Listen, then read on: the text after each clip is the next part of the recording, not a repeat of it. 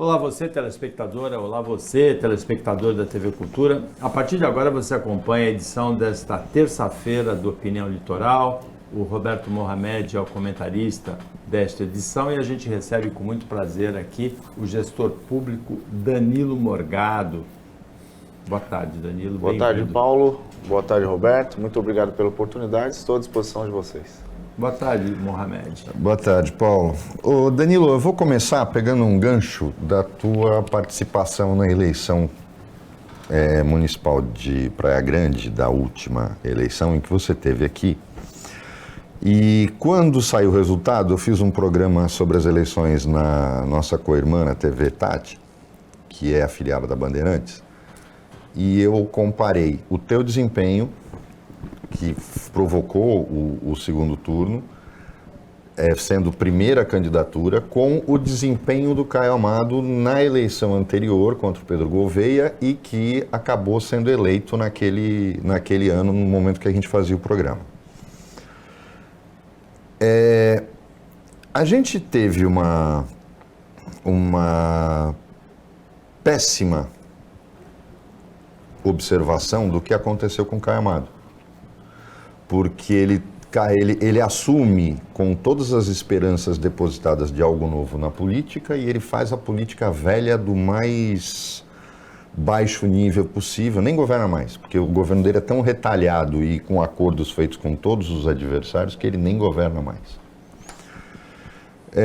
Mas eu me referia naquele programa a que você poderia ser o Caio Amado de 2024, se mantivesse nessa disposição de ser candidato. E eu usei uma expressão que foi curiosa, porque depois acabaram conversando comigo sobre isso, em que eu falei que o grande cacique político da região, que é o Mourão, eu usei a expressão, se o Mourão errar, o Danilo ganha a eleição. Hoje, a gente vê a cidade de Praia Grande com a manutenção de tudo que acontece nos últimos 20 anos, em que grupos econômicos dominam a cidade, são os mesmos, quer dizer, não mudou absolutamente nada daquela sua candidatura e da sua fala no programa quando você veio aqui na fase dos programas eleitorais. Eu fui um crítico contumaz da Raquel Kine no primeiro e no segundo ano de mandato, porque ela praticamente detonou aquilo que a gente pregava e no programa perguntamos muito isso para você, que foi a questão da metropolização, porque Praia Grande não pode mais pensar nela sem pensar nas cidades do entorno. O que você, passados 3 anos, quase 3 anos daquela eleição, em que você, como novidade, furou o bloqueio de todo mundo e surpreendeu todo mundo, você acha que alguma coisa mudou em relação ao clima político da Praia Grande hoje? A gente não vai, por isso que eu não vou nem perguntar, você é candidato ou pensa em ser candidato de novo? A gente já está partindo do pressuposto que você é a liderança política que pode fazer frente a esse grupo na Praia Grande. Então essa pergunta está superada. A questão é, o que mudou no clima político da Praia Grande nesses 3 anos? Roberto, o programa Opinião, eu fico até feliz de voltar aqui, porque foi um dos primeiros programas que me deu oportunidade na outra eleição. Quando eu vim aqui, eu tinha na pesquisa 1%, 6º colocado. O último colocado na cidade, talvez a eleição mais improvável, seria a nossa, ou até uma ida ao segundo turno seria improvável. Mas acreditava desde o início, porque percebi que a Praia Grande tinha uma brecha. Era uma cidade onde sentia uma falha. Qual era a falha? A distância do governo e a população. E isso, quando a atual prefeita Raquel assume, é só a continuação do mesmo. Eu já avisava para a população, até no segundo turno, quando ela fugiu de um debate. De um debate, não, fugiu de todos os debates. Todas as TVs que convocaram o debate, a candidata Raquel Chile, que hoje é a prefeita da cidade, fugiu.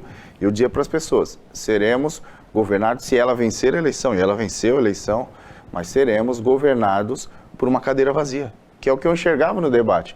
Quem me acompanhou no segundo turno, em alguns momentos eu disputava com uma cadeira vazia, que eram pessoas que fazem política da pior forma durante a eleição.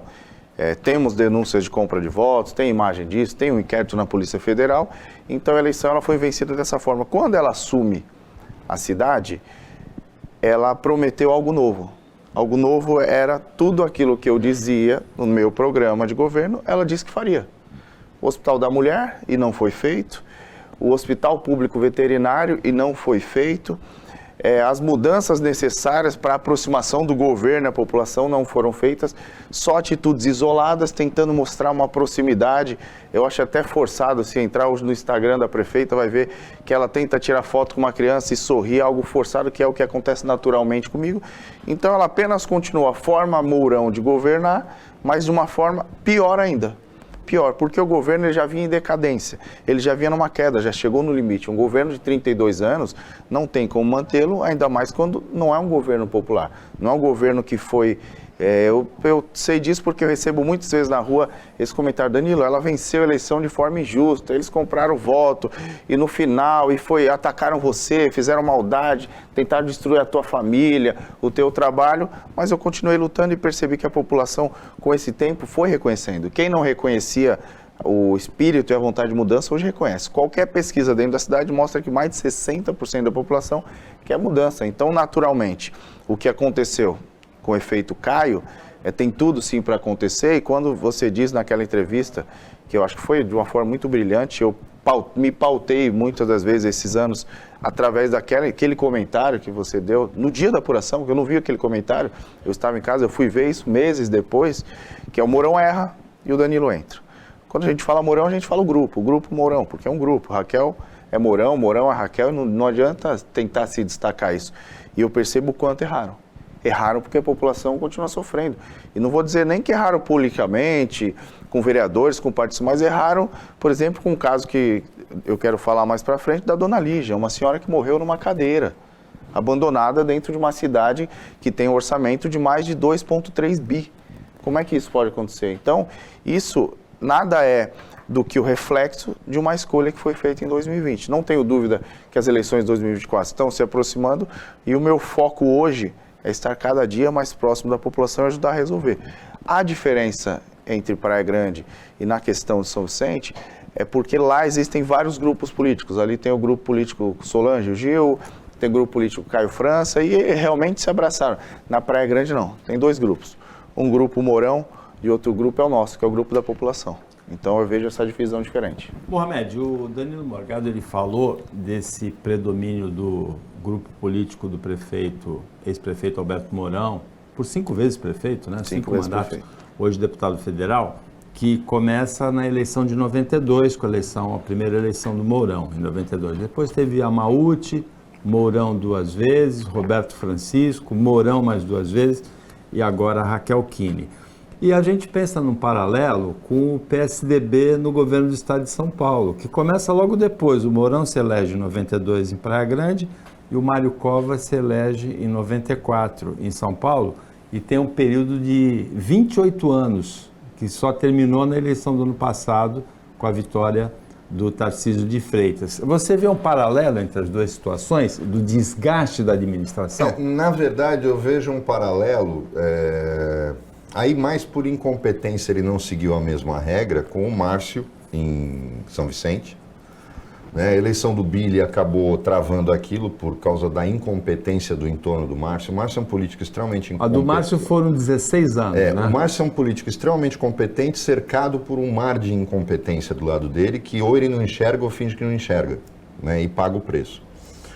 Mas eu vejo mais ou menos esse paralelo. Agora tem umas coisas curiosas aí.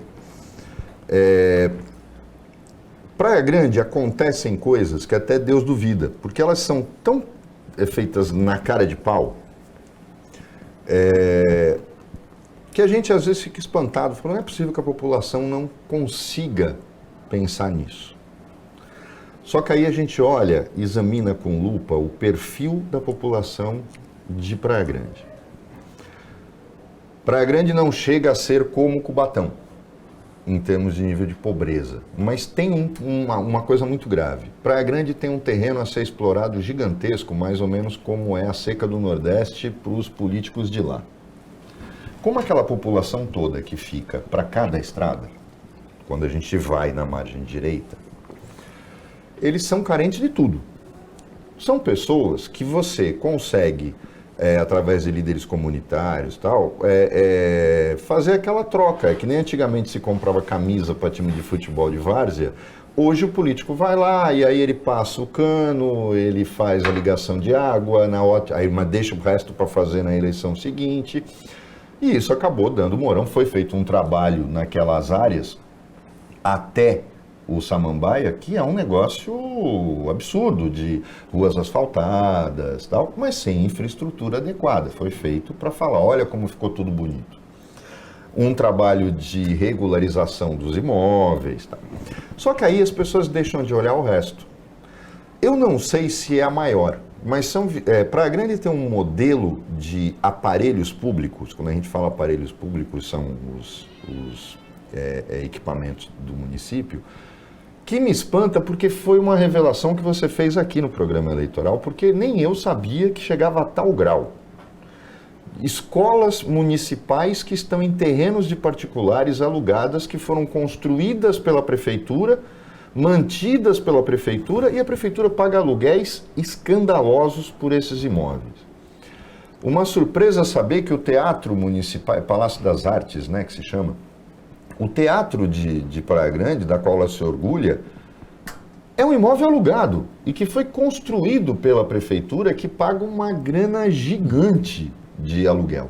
Eu não vejo paralelo disso em nenhuma cidade da região. Não vejo isso em São Vicente, não vejo em Guarujá, não vejo em Santos. Eu não consigo ver, nem Cubatão, que lá realmente tem coisas que até Deus duvida, mas não acontece esse tipo de coisa.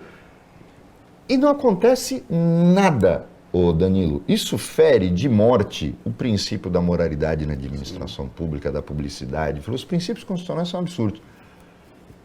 Alguma vez houve algum movimento do Ministério Público em relação a isso, ou tudo fica como está? Não é de meu conhecimento. Eu já fiz algumas denúncias e realmente eu entendo às vezes que a Praia Grande, eu falo em algumas entrevistas, é uma cidade fake. Aquele bolo fake, aquele bolo de aniversário fake, que quando você vai cortar não tem nada dentro. Nós não temos nada, a cidade não tem nada. As escolas são lindas, mas não são nossas. O teatro é lindo, mas não é nosso. Ou seja, a gente paga para os outros para utilizar o que deveria ser nosso. Já em 2020 eu havia feito uma pesquisa com o BNDES e na época o ministro Tarcísio, o ministro Canuto, para que fosse feita, o Tarcísio era ministro ainda na época, para que fosse feita a compra desses locais, né, públicos, e houvesse um parcelamento em 20, 30 anos, a prefeitura começasse a pagar para algo que seria nosso. Não tem como, eu acho que a maioria da população não sabe disso, a não ser nos meus vídeos.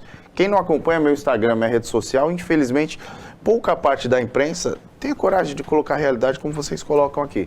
O Teatro Municipal é locado, hoje eu acredito que o aluguel está aproximadamente R$180 mil, R$180 mil por mês. Você, município de Praia Grande, paga todos os meses para utilizar o teatro. E a minha pergunta é a seguinte, quantas vezes você utilizou o teatro? Pouquíssimas. Aí agora foi feito, e eu falei que se fosse feita essa obra, eu ia entrar com uma ação e mover para que fosse feito e solicitar à Câmara que fizesse um exame de sanidade mental da prefeita, que é aquela saída rotatória de Praia Grande, quem vem da Costa e Silva, antigamente vinha reto. Como é que você desvia um fluxo para construir um calçadão, valorizando um teatro que não é nosso? Ou seja, uma obra pública para valorizar algo privado e não é da cidade. Só vai aumentar o aluguel, porque agora o teatro, além disso, ele tem um calçadão, que dá para o pessoal ficar na frente. A minha outra pergunta que eu faço é, quantas pessoas andaram, você que está acompanhando a gente, quantas vezes você caminhou na frente do teatro? Pouquíssimas vezes, ou nunca caminhou na frente do teatro. Então a Praia Grande paga muito caro em tudo. Aí faz aquelas propagandas, temos as melhores escolas. Nós não temos as melhores escolas. Quem tem lá é o Maneco, é a família do Cunha, tem algumas escolas, são famílias antigas da cidade, é sempre o mesmo grupo, tem escolas ali locadas por 215, 220 mil reais de aluguel, mensal, 215 mil reais de aluguel. Não existe isso em cidade nenhuma da Baixada e percapitamente, se for olhar dentro de um orçamento, tenho certeza que Praia Grande é a cidade que mais tem prédios públicos alugados. Não temos uma escola, nenhuma escola é nossa, nenhuma creche é nossa, nada na cidade é nossa. É tudo alugado. Isso é uma vergonha para a cidade, porque custa caro, mas com certeza esses valores vão para aqueles que são amigos. tem ex-candidatos que foram candidatos a prefeito, que foram vereadores, que hoje têm escolas alugadas. Ou seja, é uma certa forma de manter o mensalão da política. Então mantém todos os meses pagando para ter gente para falar bem da gente, mas mantém pagando com o nosso dinheiro, não é com o dinheiro deles. Depois do intervalo, Danilo Morgado explica melhor essa situação. Tem solução isso? Se um outro grupo político entrar em Praia Grande, esses aluguéis vão ser revogados, vão ser revistos, os prédios vão ser comprados, como é que vai fazer? E tem também a questão de que no prédio do Teatro Municipal funcionam algumas repartições públicas. Depois do intervalo, a gente volta já já.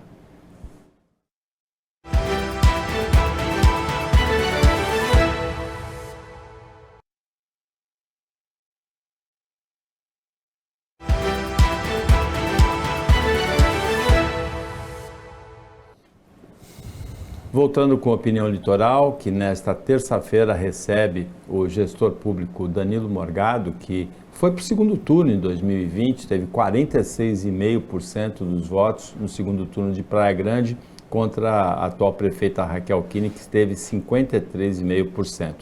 Danilo, você falou das escolas alugadas e também do Palácio das Artes alugado. No Palácio das Artes funcionam algumas repartições municipais. E eu gostaria de saber se tem solução a essa situação, porque você tem escolas, muitas escolas municipais, com valores estratosféricos de aluguel, só que elas funcionam com prejuízo para o orçamento municipal, evidente, você fala de compadrio, de favorecimento, mas como é que resolve isso? De repente entra um outro prefeito, as escolas deixam de funcionar, deixa de pagar aluguel, renegocia, compra, como é que faz? Tem que ser feito aos poucos, não dá para fazer de um dia para o outro. Não vai chegar um prefeito e derrubar todos os aluguéis e colocar as crianças na rua. Mas o que tem que ser feito ali é um parcelamento, um financiamento para a compra de algumas, a outras rever esses aluguéis. O aluguel dessa escola, por exemplo, que fica na Guilhermina, custa 216 mil aproximadamente. Eu pedi para um corretor... 216 mil Sim, por mês? Por mês, mensais. A gente paga aproximadamente aí 2,5 milhões por ano de aluguel. Numa escola? Em uma escola. Eu pedi para fazer preço de mercado, para dar uma estudada, e aproximadamente 55 mil reais seria o preço máximo para pagar. Mas tem coisas que passam do nosso entendimento e do que a gente pode falar publicamente. Eu falo que eu estou cansado de tanto processo que eu chego na entrevista já com alguns freios. Senão, se eu abrir, daqui a pouco vem o processo, interpelando, querendo saber, então explique. Mas eu sei o que acontece. E eu sei que isso tem que mudar. É o dinheiro que vaza, aí falta para a população sofre. Não adianta ter boas escolas se o professor não é valorizado, se estão cortando hora extra de funcionário público, os servidores públicos sabem, vão cortar hora extra exclusiva da GCM, no final do ano agora cortando hora extra da Guarda Municipal. E tudo na cidade tem que ser revisto. Eu vou dar um exemplo. Tem uma empresa que faz uma lavagem das ruas, Roberto. A empresa é contratada para fazer exatamente esse contato, lavagem das ruas. Custa aproximadamente 10 milhões por ano de lavagem das ruas. Sabe normalmente qual dia que eles lavam a rua? No dia que chove. É absurdo. Você passa e no dia que chove eles estão com aquelas mangueiras lavando as ruas. O contrato deles dá mais de 800 mil reais por mês. Isso tem que ser revisto. Não dá para ignorar. Teve uma RP, que é o registro de preço, para aluguel, olha, você entendeu o que acontece na Praia Grande, para aluguel de estruturas para eventos, ou seja, locação de palcos, locação de estruturas de coberturas. O valor é absurdo, deveria ter até trazido o papel aqui, 240 milhões em um ano. Registro de preço, não quer dizer que gastou ainda, mas existe o registro de preço e estão consumindo essa ata. 240 milhões por ano, quase 10% do orçamento gasto em locação de palco, gente. Não é pagando o cantor, não. Só para alugar o palco, só para alugar aquela estrutura. Ou seja, é muito dinheiro jogado fora. É muito dinheiro jogado fora. Fazer o que o Grupo Mourão fez, essa construção que alguns dizem que ele construiu Praia Grande, ele fez Praia Grande, quem fez foi o povo. Com recurso do povo, não foi ele. A minha pergunta é a seguinte, eu tenho o costume de deixar algumas perguntas nos programas. Quem ganhou mais? Praia Grande com o Mourão ou Mourão com a Praia Grande? Tem uma coisa curiosa, porque muita gente achava que eu pegava muito no pé dela quando ela assumiu no primeiro ano e no segundo ano. Que é a Raquel tinha uma insistência em bater no Rogério, culpando-o pela falta de coordenação do Condesp. Aí a gente pega e olha para determinados aspectos que não mudaram até hoje, que foi a questão da possibilidade de implantação do VLT, que faria uma linha de transporte de todo o litoral sul, culminando com a área continental de São Vicente, emendando com o VLT daqui, que seria uma obra que teria uma demanda de utilização, por exemplo, muito maior do que essa linha que leva do nada ao coisa alguma aqui em Santos. E ela foi bombardeada na época pelo Mourão, dizendo que tinha que ser veículo leve sob pneus, que tinha que ser ônibus, e eu disse aqui que isso era uma forma de manter o domínio da Breda, do Grupo Breda, que controla todo o transporte rodoviário do Litoral Sul e que, na verdade, era defender interesse de um grupo privado. Porque você tem uma linha férrea, ninguém vai conseguir me convencer que não é muito mais prático eu usar um espaço que não precisa de desapropriação, porque a linha férrea corta toda a rodovia até chegar em Peruíbe, e que você teria uma demanda enorme para aquela região que é extremamente populosa com gente de baixa renda. E que trabalha na Praia Grande, trabalha nos centros urbanos desse miolo da região metropolitana e que disporia de um transporte de qualidade, como ocorre com quem é de São Vicente, vem trabalhar em Santos e tal.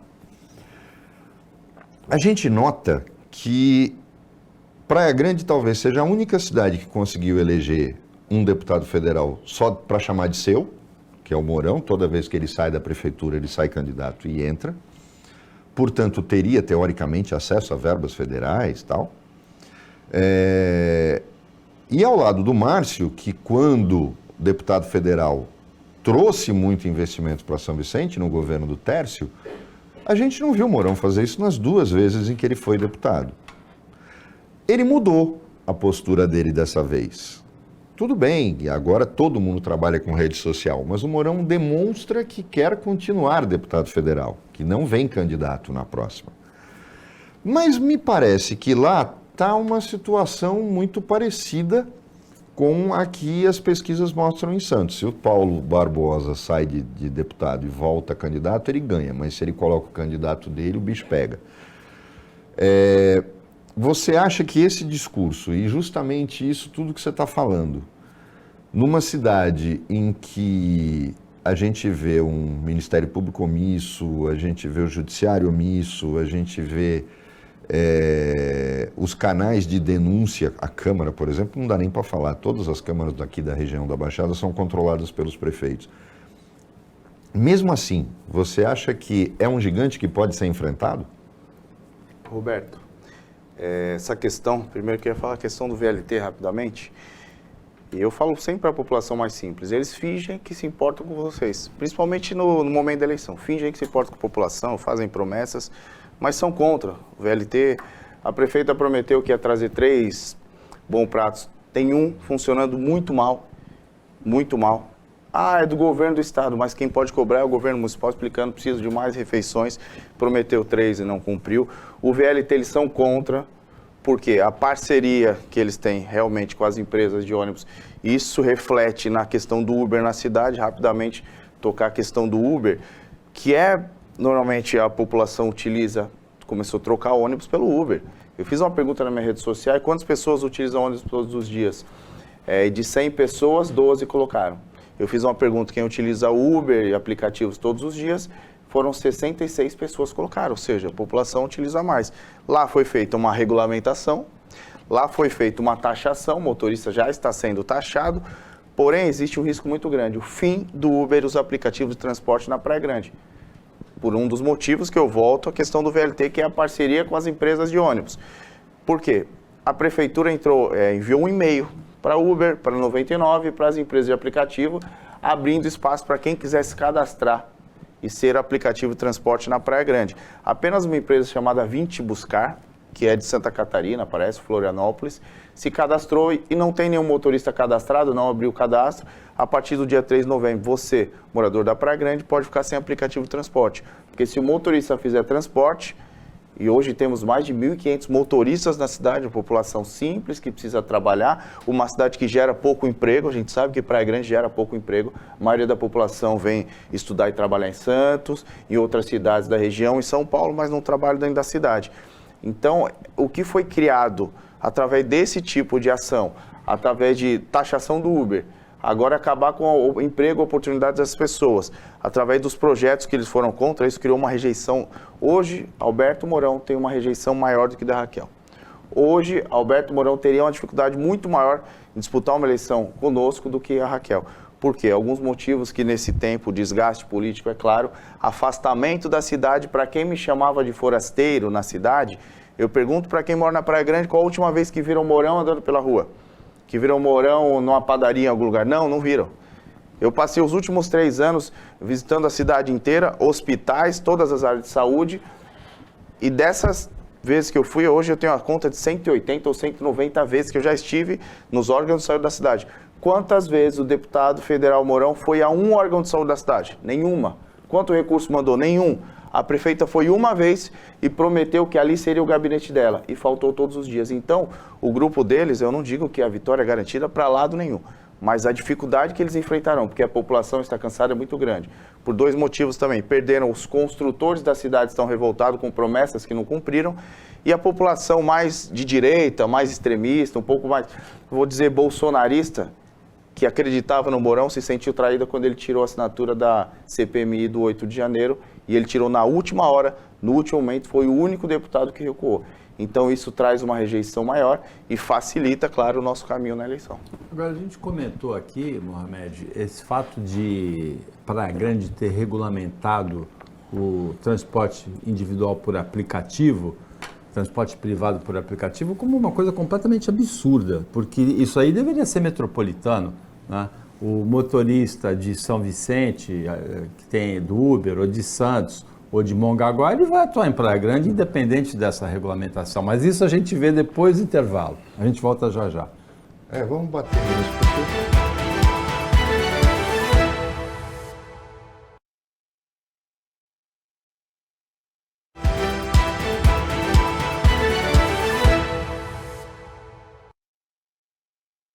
Voltando com a Opinião Litoral, agora é o último bloco. Nessa terça-feira, o Roberto Mohamed e o Danilo Morgado, gestor público, estão participando. O Danilo é nosso convidado especial nessa terça-feira.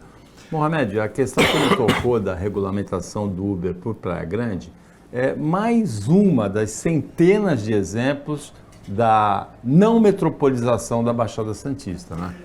E aí que tá, e quando eu critiquei muito a Raquel, porque ela parecia inimiga dos outros prefeitos, ou queria um protagonismo que não havia condição, o mais grave é que muito antes da existência do Uber, eu já falava no falecido Opinião na Record, na TV Mar, que era um absurdo que os táxis não fossem regionais, em que você pagasse uma tarifa muito mais alta para o cara atravessar de Santos para São Vicente ou de Santos para Praia Grande, porque ele não podia pegar passageiro lá para voltar. E se o táxi fosse regional, ele baratearia. E eu sempre critiquei o Papa, por exemplo, na gestão dele, não chamava os sindicatos de táxi para conversar, para fazer uma campanha para incentivar as pessoas a usarem táxi. No final veio o Uber, atropelou todo mundo, porque quando você não ocupa o espaço, alguém vai ocupar. Só que essa coisa do Uber, Danilo, também tem a ver com o próprio governo federal. Você tem um ministro do Trabalho, que eu não sei em que planeta que ele vive, que está querendo fazer com que o Uber saia do Brasil. Querendo criar vínculo empregatício num serviço de natureza de prestação de serviço. E sempre vai ter um louco na Justiça do Trabalho que vai acatar esse tipo de ideia, como aquela juíza que deu uma multa milionária que não tem... ela também não sabe do que ela está falando, né? Mas esta regulamentação na Praia Grande me lembra um pouco aquele jogo das peruas, das vans, que nós vivemos há 20 anos, 15 anos atrás, que São Vicente regulamentou, e aí virou máfia, tinha até quadrilha que dominava a cooperativa e tal. Você acha que mais ou menos está acontecendo um movimento de criar um aplicativo próprio da Praia Grande na mão de alguém ou coisa assim? Porque é muito estranho que você ataque Tem o ataque nacional, eu concordo. Mas regionalmente, como é que vai isolar Praia Grande com um aplicativo de transporte? Existe exatamente essa conversa. A gente ainda não viu, mas eu sei que existe um projeto para que seja criado um aplicativo municipal e a Praia Grande, mais uma vez, se isolando do restante da Baixada Santista, se isolando do estado de São Paulo. Na verdade, eu falo que desde quando o Mourão assumiu a cidade, ele colocou porteiras na cidade. Ali tem um limite, aqui é meu e daqui para lá vocês cuidam. Então não existe essa ligação e essa parceria entre as outras cidades. Eu sei porque conversei com vários prefeitos que diziam a dificuldade de conviver no dia a dia com a prefeita de Praia Grande. Quando decidiram que não teria show no final do ano, a Praia Grande fez show no meio da pandemia. Não, vem, pode vir para Praia Grande. Santos não vai fazer, Mongaguá, São Vicente, ninguém faz, vem para Praia Grande. Então, criando essa animosidade, essa distância das duas cidades. A minha preocupação, que eu falo, é no dia a dia com os motoristas. Tem uma pessoa do meu grupo, muito próxima a minha, que é o Sam, marido da minha eterna candidata a vice-prefeita da Indaiá, e ele passou ontem a preocupação dos motoristas. Falaram, Danilo, a partir do dia 3, se a Uber não se legalizar na Praia Grande, nós não poderemos trabalhar. A primeira multa é R$300, a segunda é 10 mil, a terceira 20 mil, a apreensão do carro. Quem é um motorista de Uber que ia ter condição de pagar uma multa dessa e depois ter que pagar para tirar seu carro? E a prefeitura, ela não tenta auxiliar, ao contrário, tenta dificultar. Vai taxar, estamos regulamentando, arrecadar mais impostos para a cidade e esse não é um problema de Praia Grande, porque arrecadar impostos, a cidade arrecada muito bem. Onde era um terreno, se torna uma torre, multiplica o imposto por 10, por 100, por 200, e isso cada vez vai aumentando o imposto. E a cidade que tem o imposto mais caro, um dos mais caros do Brasil. Então, essa regulamentação do Uber, se a gente perceber, vai afetar o dia a dia das pessoas, vai afetar aquela pessoa que pega o Uber para ir no local próximo, vai facilitar para a empresa de ônibus, a mesma empresa de ônibus que esse ano recebeu um subsídio de 16 milhões de reais por perda de lucros, porque gastou mais com o pneu, ou seja, a população paga para andar no ônibus e depois ainda paga um subsídio que foi pago de 16 milhões de reais. O subsídio na Praia Grande é 16 milhões? Foram 16 milhões esse ano. Mas peraí, São Caetano são 3 milhões. Da onde vem? Por que o subsídio em Praia Grande é... 16 milhões no ano. Santos é 1,5 milhão por mês, né? Esse ano foram 16 milhões. Não sei, ano passado eu acho que foram 12 milhões, mas está sempre dentro dessa base. Aí a empresa diz que perdeu lucro. Por quê? Porque a empresa realmente ela tem uma disputa. Hoje, quando você dificultar a vida da pessoa pegar um aplicativo, ela vai ser obrigada a utilizar o ônibus, ou seja, a empresa volta a ter lucro. Aí é o pensamento de quem governa, esquecendo da população. Se a empresa quer voltar a ter lucro, mas não tem feito nada diferente pela população e começa a tirar o emprego dessas pessoas. É muita gente que trabalha no Uber. Eu sei porque eu pego Uber quase diariamente. Eu moro próximo do escritório, muitas vezes eu pego Uber. Danilo, aí tem uma coisa que chama muito atenção, porque o Uber cometeu um erro estratégico, porque para se proteger, ele faz com que, ele evita que os motoristas de aplicativo tenham, por exemplo, uma associação, só que isso agora está se voltando contra ele, porque a falta de uma associação faz com que ele não consiga brigar na justiça contra legislações absurdas, como é o caso dessa, que seria derrubada facilmente porque não cabe à prefeitura regulamentar isso. Não há lei federal que proíba o aplicativo. Então você não pode ter, embora... é isso que as pessoas não entendem. O transporte de passageiros é legislação municipal, mas a prestação de serviço não. Quando eu mudo esta posição em que eu estou olhando para a questão do aplicativo, isso aconteceu em São Paulo, você lembra? Que houve até um movimento para acabar com o Uber e hoje ele está institucionalizado. A gente fala Uber é Uber 99, né? Uber virou meio que maisena, né? É a farinha de amido que mudou o nome da marca. Bombril. Mas o problema do Uber é que ele quis evitar ações contra ele e no final das contas hoje ele se vê indefeso quando prefeituras fazem alguma coisa absurda. Mas nenhuma outra cidade se meteu nessa seara. Podem até ameaçar, conversar, tem um vereador que apresenta. Praia Grande foi muito rápida, ela entrou, ela não consultou ninguém, fez a legislação. Eu até disse que era um exemplo que tinha que ser seguido com as outras de regulamentar, mas não no modelo da Praia Grande, de fazer um projeto único em todas as câmaras municipais para que fosse igual em todas as cidades, facilitando, fazendo. Porque, veja bem, olha o problema que a gente tem. Você falou, tocou na ferida. Por que essa obsessão da Raquel em isolar Praia Grande? Porque tudo que ela faz, e eu disse isso aqui, não estou dizendo agora, desde o dia que ela tomou posse, como foi o caso daquela festa de final de ano insana, permitindo todo mundo ali, a gente ainda vivia a pandemia. Aquilo foi de uma irresponsabilidade tamanha. E que não foi só ela, foi o Mourão no último dia de mandato dele. Por que ela tem essa insistência de isolar Praia Grande?